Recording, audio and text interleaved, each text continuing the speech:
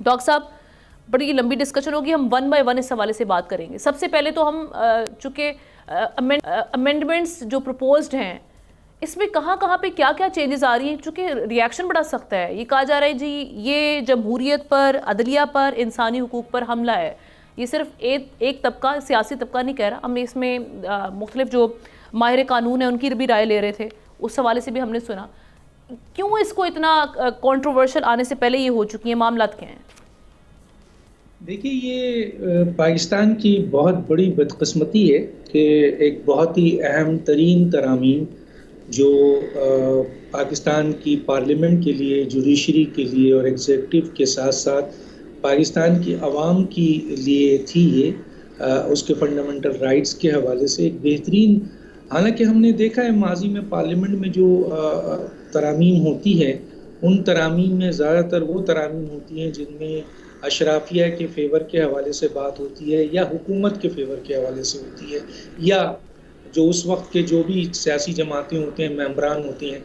लेकिन ये तरमीम जो थी, ये तरमीम जिसमें 51 में तरमीम था रिजर्व सीट के हवाले से, 63 जो था आपका वो डिस्क्वालिफिकेशन के हवाले से था, और 175 जो था वो जुडिक्चर, जाहिर है सुप्रीम कोर्ट की पूरी आपको पता होगा 175 से लेके 212 तक सुप्रीम कोर्ट, हाई कोर्ट और शरीयत कोर्ट का पूरी डिटेल है। तो जुरिडिक्शंस हैं वो सारी उसमें। उसके बाद बहुत ज़्यादा टाइम आपके पास है नहीं, इसलिए मैं ज़रा आहिस्ता आहिस्ता बताता हूँ। आपका 187 जो है वो आपका जो कंप्लीट जस्टिस के हवाले से है। 186 जो है वो एडवाइजरी जुरिडिक्शंस है जो सदर मांगता है। अच्छा, उसके बाद 181 है जो एडहॉक जजेस के हवाले से है। 185 जो है वो जाहिर है कि फैसले पे अपील के हवाले से है, और 184 जो है वो आता है खुद नोटिस के लिए। अब इन इन चीज़ों पे जो आपके तरामीम हो रही थी, जिसमें कॉन्स्टिट्यूशनल कोर्ट का, मैं कल हैरान था। हालांकि मैं भी एक तालिब इल्म हूँ, जाहिर है स्टडी करता हूँ, पढ़ता हूँ, लेकिन कल मैं बहुत सारे वकीलों को और बहुत सारे ऐसे लोगों को जो इसको अपोज कर रहे थे, उनको अपोज करते हुए तो देख रहा था मैं।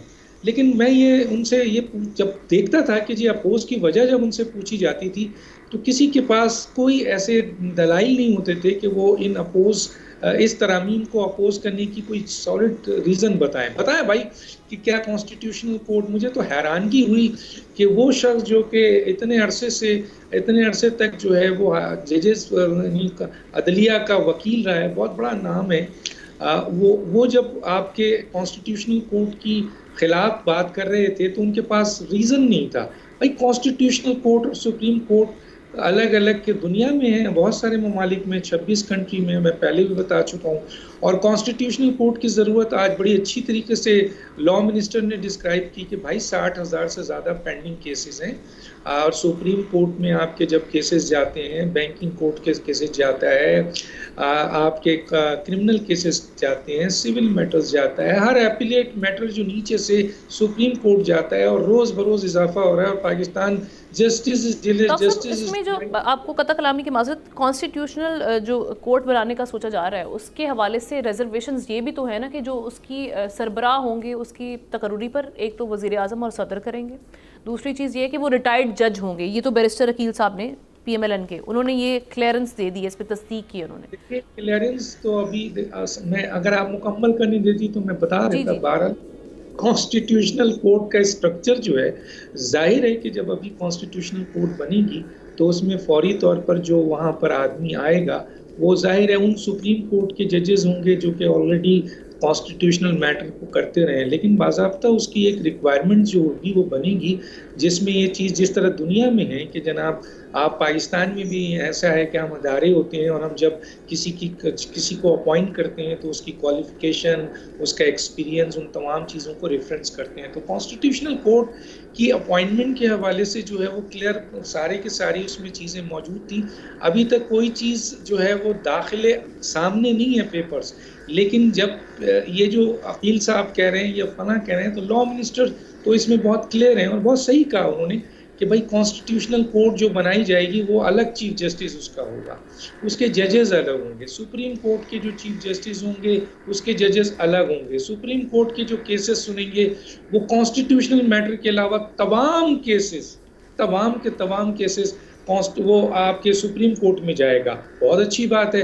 और सिर्फ कॉन्स्टिट्यूशनल मैटर जो कि पाकिस्तान में कुछ ज़्यादा ही होता है, जिसकी वजह से सुप्रीम कोर्ट मुकम्मल इंगेज होती है और आम पाकिस्तानियों के जो केसेस हैं वो नहीं सुने जाते हैं साल साल। बल्कि एक केस का हवाला दे रहे थे वो कि 12 साल का एक केस था, उनका वो मसला हल हो गया, अभी तक सुप्रीम कोर्ट ने, आपने सुना होगा परवेज मुशर्रफ साहब तो इंतकाल कर गए थे, उनका केस भी जो है वो, इसी तरह के बेशुमार 60,000 केसेस हैं जो कि पेंडिंग पड़े हुए हैं। तो ये कॉन्स्टिट्यूशनल मैटर में जब सुप्रीम कोर्ट जाती है तो उसमें क्या होता है कि वो तमाम केसेस जो हैं वो जो अहम तरीन लोग होते हैं, क्योंकि फंडामेंटल राइट्स आइन बताता है 8 से 28 की यार सबसे इम्पोर्टेंट केसेस तो अवाम का है, अवाम के लिए किया जाता है, लेकिन क्योंकि वो केसेस जो है वो कॉन्स्टिट्यूशन के वो इदारों और आइन और सूबों के दरमियान होता है। तो जब वहाँ पर एक अलग कोर्ट आप बन जाए जैसे दुनिया में है और वो कॉन्स्टिट्यूशन मैटर को करेगा, और एक वो अपॉइंटमेंट के हवाले से उनका ये कहना है कि जी कोई अगर रिटायर्ड जज, तो जाहिर है कि अगर अभी कॉन्स्टिट्यूशनल कोर्ट बनेगी तो वो सुप्रीम कोर्ट के कोई जज, जैसे एडहॉक अपॉइंटमेंट जो इसमें था 181 में वो तरमीम ला रहे थे, तो एडहॉक अपॉइंटमेंट के लिहाज से ही ला रहे थे ना कि फौरी तौर पर कॉन्स्टिट्यूशनल कोर्ट को एक्टिव करने के लिए जो एडहॉक जज होंगे उनको वहाँ शिफ्ट कर दिया जाएगा। सो सुप्रीम कोर्ट में तो ऑलरेडी सर्विंग जजेस की कमी है।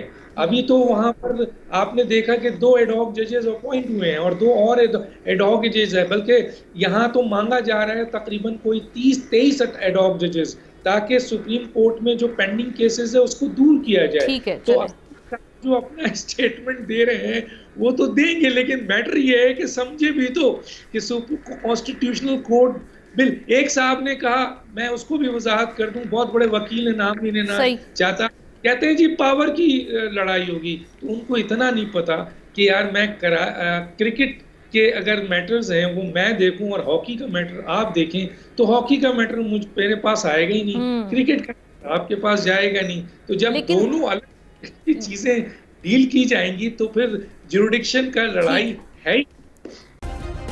सब्सक्राइब करें और बेल दबाएं ताकि कोई खबर रह न जाए।